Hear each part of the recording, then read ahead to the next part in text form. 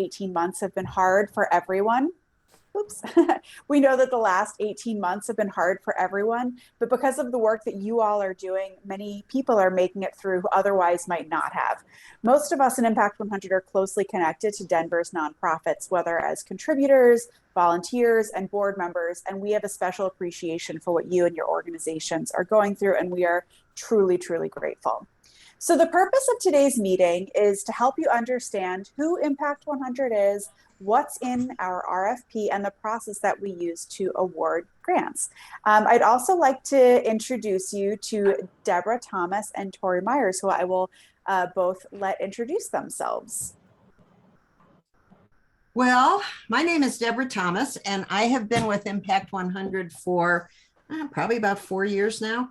And I am chairing the grants committee this year, which is a group of what will probably be about maybe 35 women who will review all of the applications that we get and winnow them down to, a handful that we recommend to our My name's Colin, community. and then your Neil, my last name's Mayberry, Mayberry. Yeah, my son is Solomon. I will mute everyone. Well, great. That sounds. Sorry. That sounds great. Thanks so much. Thanks. Bye.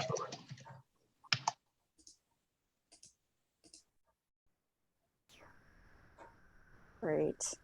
Well, Deborah, you got muted too, so. Oh, she did. Oh, sorry. Yep, Deborah. she's muted. I don't think she can hear us. Deborah, can you hear us? Oh. Yeah, I think There I we said go. what I needed to say before I got muted. Great. So, Tori, go ahead. Okay, sorry. And for some reason, the slides keep progressing, but hello, everyone. I'm Tori Myers. I'm the past chair of the grants committee, and I am a founding member of Impact 100 and really excited to see all of you on the call. As Sarah mentioned, we know that you all have played incredible and important roles through the last year and a half. And so we're excited to have you and also for your interest in our grant. So thanks very much for being here. Great. So let me just tell you a little bit about what we're going to do this afternoon. So we are going to introduce you to Impact 100, who we are, and a little bit about our grant making process. And we'll review the RFP and go over which organizations are eligible to apply, the application process, and we'll give you some tips about putting together a strong application. And if you've applied for a grant before, I've got exciting news for you. We made some pretty significant shifts to our application this year, and we're excited to go over them today. And I just want to say at the outset, unfortunately, there will be a bit of time where we're talking, and I'm sorry, just at the outset, but we are trying to provide as much info that we think will be helpful to you in the process. And I anticipate that the presentation will take around 30 minutes or so, and we will take a lot of time to make sure that we answer your questions. And this is just an overview. So I just want to remind you that everything that we're talking about this afternoon and more is detailed in the RFP. So we encourage you to use that as our roadmap. And of course, during the presentation, we've all been doing the whole Zoom thing for a year and a half now. Feel free to post your questions into the chat box, and Deborah and Tori and I will answer them either during or after the presentation. So who we are. So Impact 100 Metro Denver is one of many collective giving groups across the country. The model is simple. People pool their resources, and as a group, we decide how to best use those resources to support nonprofits in the community. Impact 100 Metro Denver started in 2015 with about 100 women who each contributed $1,000. We developed a rigorous and collaborative process to solicit and evaluate proposals from nonprofits in Denver. The first year, we awarded $107,000 in grants, and since then, we've grown to more than 200 members, and earlier this year, we awarded just over $208,000 to 3 organizations, including one $100,000 grant. Tori, I'll let you go to the next slide.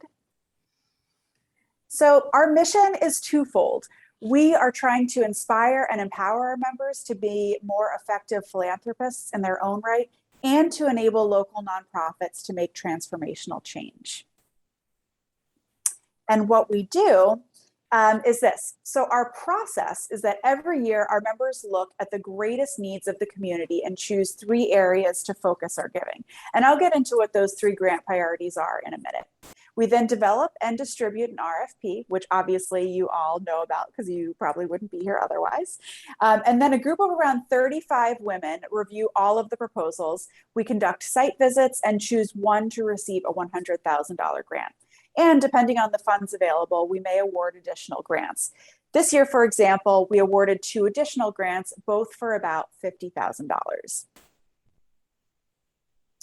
So I've mentioned that our grants are to enable organizations to make transformational change. And that's really important to us and should be important to you as you prepare your application. So what exactly do we mean by transformational change? So I'm going to give you the definition, but let me give you some additional context.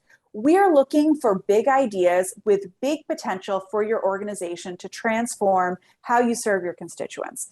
It's about taking a big leap, not making small incremental steps. It could be a major change to an existing program or the creation of a new program, but it is definitely not business as usual. It could be an innovative idea that's in your strategic plan, just waiting for funding, or a program that will help you leapfrog to a place where you can reach more people effectively than ever before. We can't define what transformation means for your organization. And in fact, the onus is on you to persuade us why your proposal is transformational. That really has to come across loud and clear in your application. And remember, the 35 or so women reviewing your proposal are volunteers. We are not professional grant makers or reviewers, or at least most of us aren't.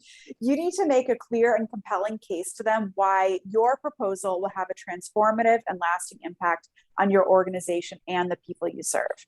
And then maybe the best way to do that is just to look at some of the transformational programs that we've already funded. And I'm going to let Deborah talk a little bit about some of them.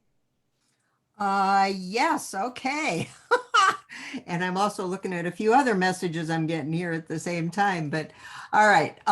Let me go over a couple of these, and Sarah, I may ask for your help and maybe even a little bit of Tori's on some of these that happened before I joined the organization. But first, let me talk about Second Chance Center.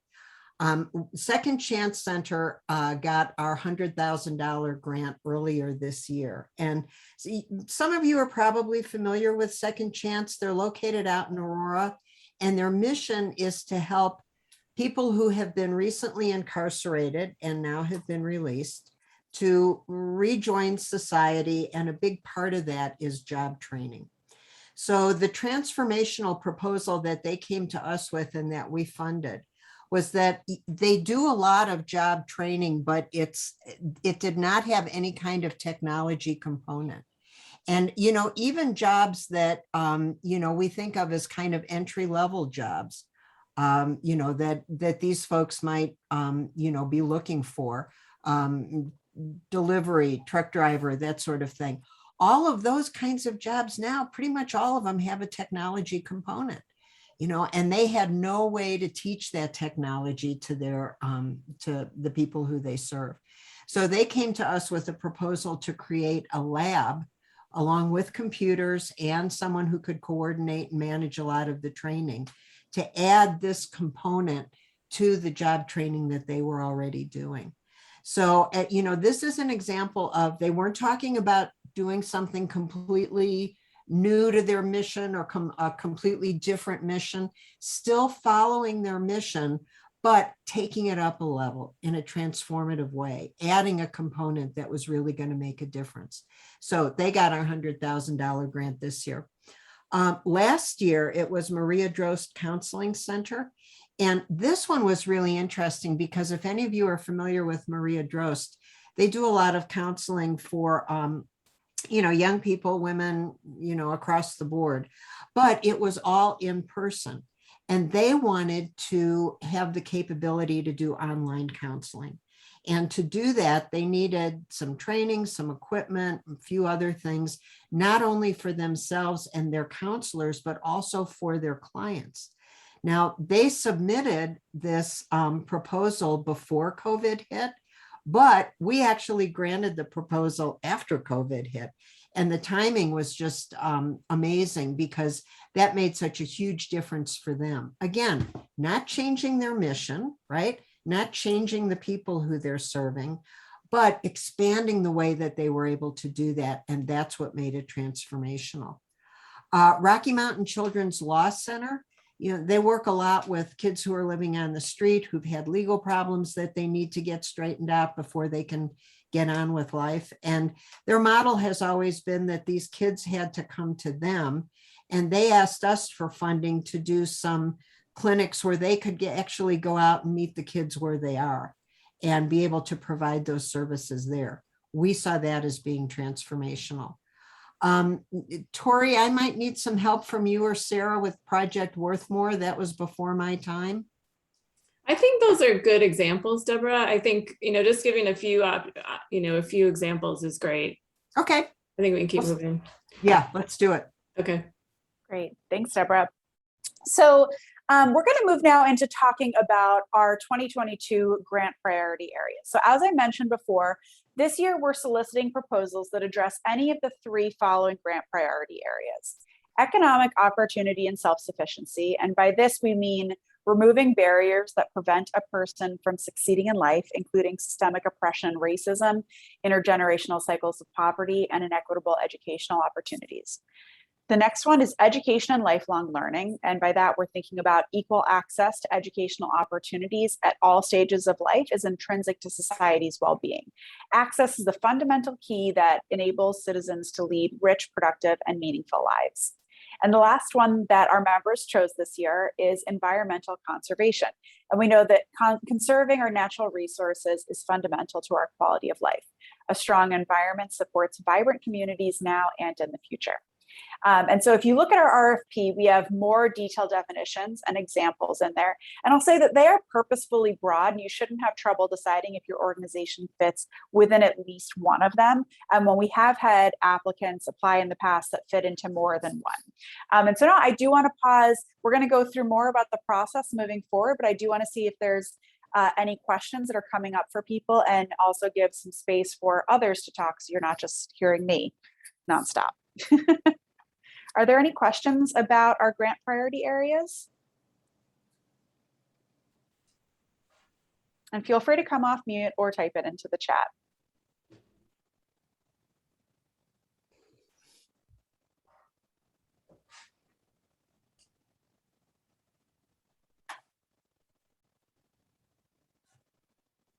So a question came in: are grants or program operating support, or do you offer capital support as well? And Lisa, we will get into that in just a couple of moments when we get into the process and what's covered. And yes, we will share both a slide deck on the, I think we can share it on the website as well as this presentation. Okay, so since there aren't any questions right now about the grant, oh, good, one did come in. Are there any activities within these priority areas you do not fund or that are more of a priority? We will get into that also in just a moment. Thank you. And if I don't answer it explicitly, I will try to come back to it in the chat. All right, so we're going to talk about who is eligible for our grant this year. So there are a couple of things. So one, you must be a 501c3. Your organization must provide services that relate to one of the focus areas. And most of the people you serve must be in the 7 counties of Metro Denver. And what do we mean by most? We're looking for at least 65% of your constituents being in the 7 counties of Metro Denver. Your annual expense budget must be no less than $500,000 and no more than $5 million based on your most recent financial statement. And I'm just going to say now that there's no wiggle room in these figures, so that we have fairness to everyone. We really just have to draw a line here. So if your annual budget is anything less than $500,000 or anything more than $5 million, I'm sorry that you won't qualify. You must also demonstrate how you engage your constituents and address racial equity. And this is a great thing, but we also encourage collaborations between organizations as long as they all meet all of these qualifications. And now we can get into who is ineligible. You can move ahead to the next one. Thanks, Tori. So the types of organizations that don't qualify for our grants. Private foundations or individuals do not qualify. Any organizations that discriminate in any way are ineligible. We generally don't consider proposals from local subsidiaries of national organizations unless there is a local governing board and no more than 20% of funding comes from the national organization and you meet all of the other eligibility criteria. And if your organization already has received one of our $100,000 grants, I'm sorry, but we won't consider one for another 7 years. And if you received a smaller grant from us, please wait for 3 years before you reapply. And last, and we're often asked if religious organizations are eligible. The answer is yes, as long as the organization does not discriminate in any way.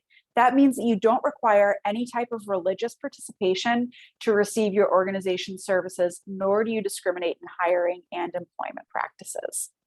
Hey, Sarah, let me interrupt for a second because we have a question that I think fits in here. The question is, are we eligible if we are fiscally sponsored by a 501c3?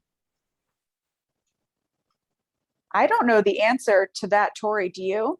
Yes, so I would believe that you'd be eligible, I think, but you'd have to meet all those other criteria. So a lot of times when organizations are sponsored by a fiscal sponsor, they have smaller budgets. So I would understand that the fiscal sponsor would have a budget that's over 500,000, but we'd want to see that with your organization as well. So so I hope that answers the question, but you'd have to meet all of the criteria in the RFP in order to be eligible with a fiscal sponsor. Thank you, Okay, Tori. and yeah, we have, okay, that answers my question. Thank you. And then we have one other and this is from, let's see, Julia McCorvey. When you say provide services, do you have a preference for direct service organizations? I would say we don't have a preference as long as your criteria meets everything else in here. Do you agree with that, Tori and Deborah? Yeah, I would. Yes, I would. I would say, Julia, in all the previous years, we've funded direct service. And I think in the reviewing process, our members would likely favor direct service, just because it's kind of easier to see that straight line, but it's not necessarily a requirement. And you would just have to make the argument for transformational change for your constituents. And I think that's also a good segue to talk about what we will not fund. Because I think that also sort of gets into the direct service piece. So there are some specific types of proposals that we won't fund, which include general operating funds or ongoing support for existing programs.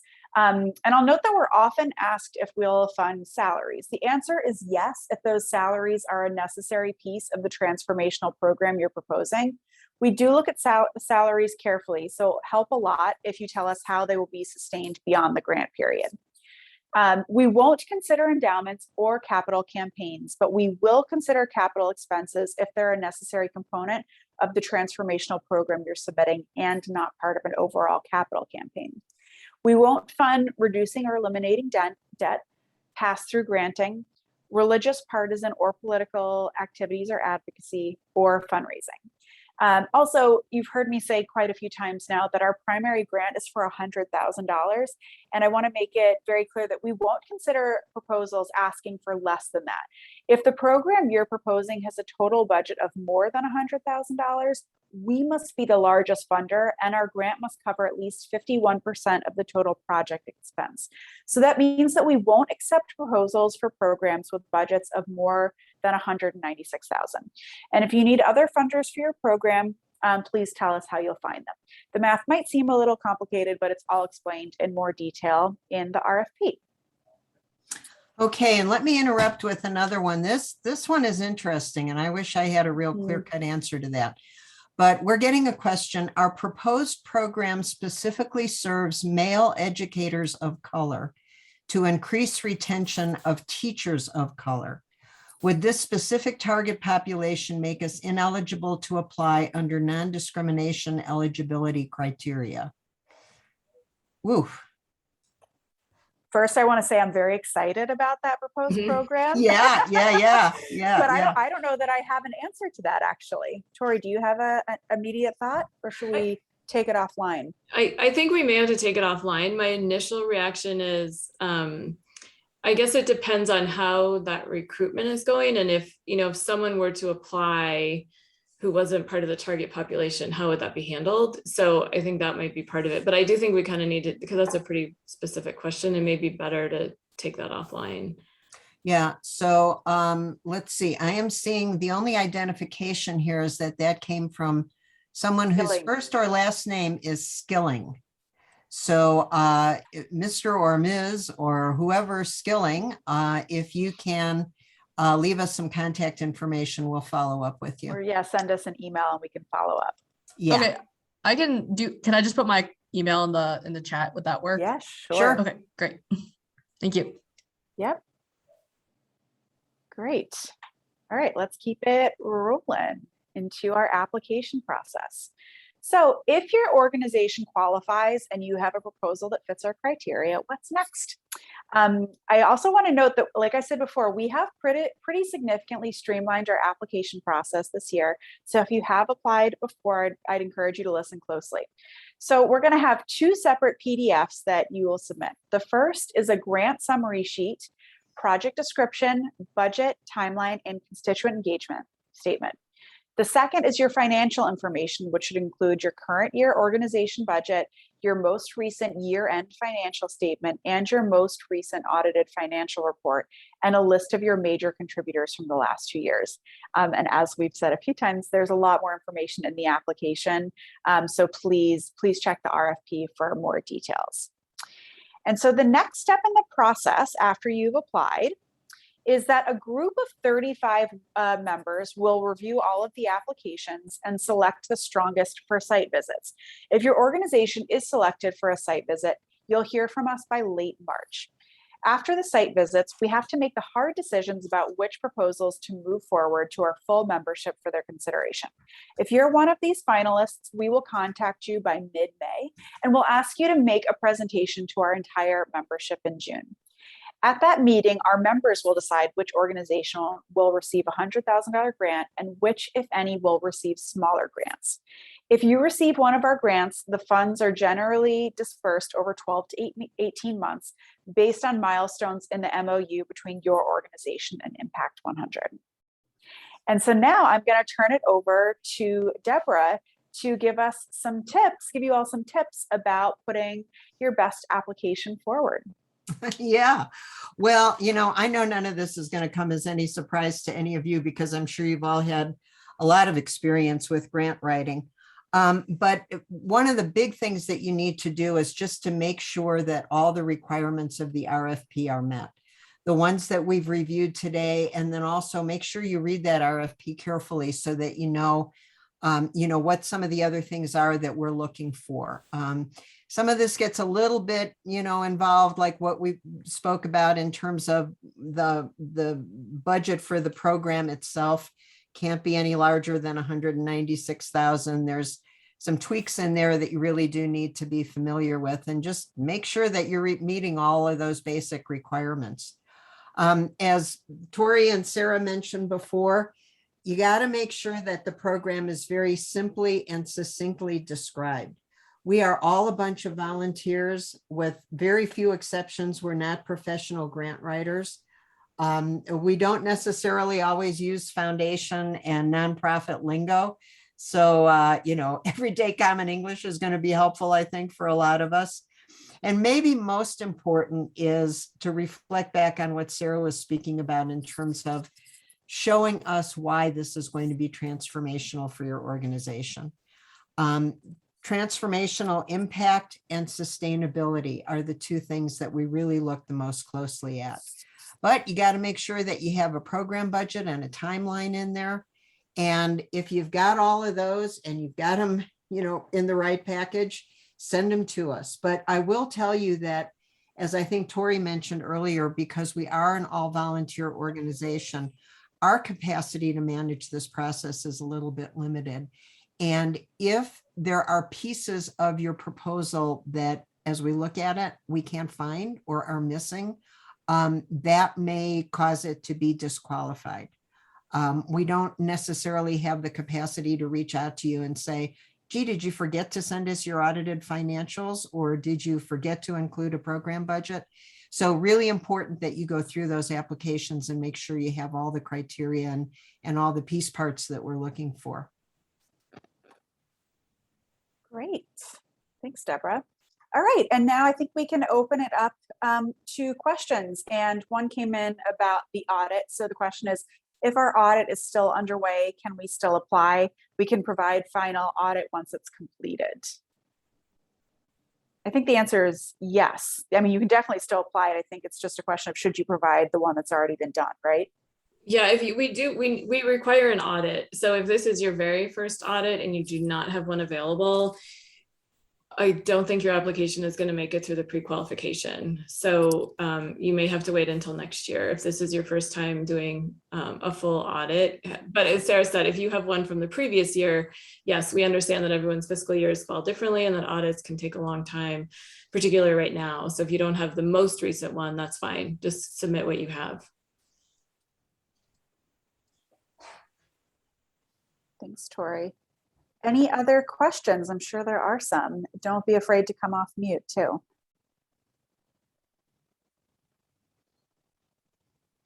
Also, I just want to make sure that I think it's Daniel Mondragon has seen the message. If you can send us, Daniel, an email with your contact information so we can follow up with you about the non-discrimination question that you had. And yes, Rebecca is asking, is an audit required to apply? And the answer to that is yes. We do need 1 year of audited financials, your most recent audited financial report. And if you don't have audited financials, I'm afraid you don't qualify.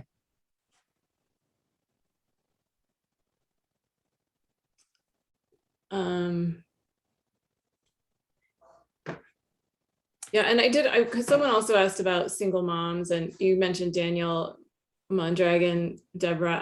I think it's important to remember that, you know, if you're serving a certain target population, we don't consider that discriminatory. So, you know, I think the question earlier about male teachers of color, we'd have to look at a little more closely. But if you have a, you know, kind of a target population, we don't consider that discriminatory. So I think the male teachers of color is probably okay. I mean, I think as a team, we need to talk about that quickly, but you know, we expect that you would have a target population. I mean, some of our applicants have, you know, targeted youth or, you know, targeted certain geographic areas. And so, you know, we understand that your programming isn't going to reach everyone all over the place. That makes sense. And I think another question from that same person, if our organization's budget isn't large enough to require an audit, what would you like us to submit? And again, we require an audited financial report. So if you don't have an audited financial report, I'm afraid we won't be able to consider your application. Kim asks, are we able to submit letters of support from community youth in our program? We have not taken those in the past. We don't really have a format to be able to go over those.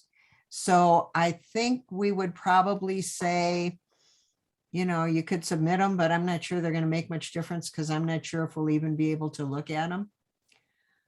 Are reviewed financials acceptable or is a full audit required? Again, a full audit, yes, is required. And I think that's pretty much it for, at least so far, for chat questions. Mm-hmm.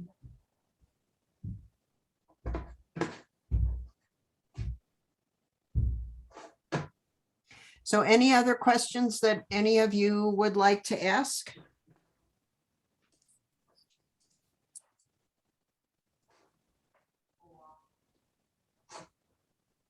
We're also happy to stay on the line for a few more moments if anyone has specific questions they want to ask us. But if not, I want to thank everyone for joining us this afternoon. And we really hope to see your applications come through. And don't hesitate to reach out if you do have more questions.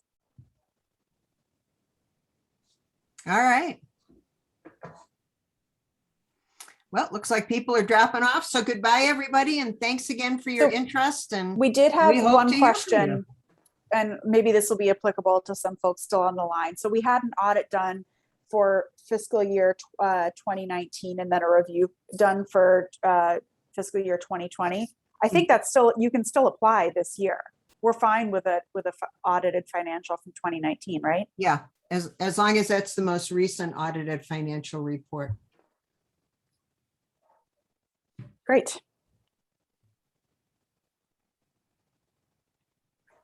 Okay, well, again, thank you all. And Sarah and Tori, maybe you can hang on.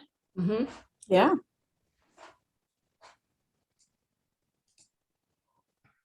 I think you can stop recording too, Tori. Oh, thank you.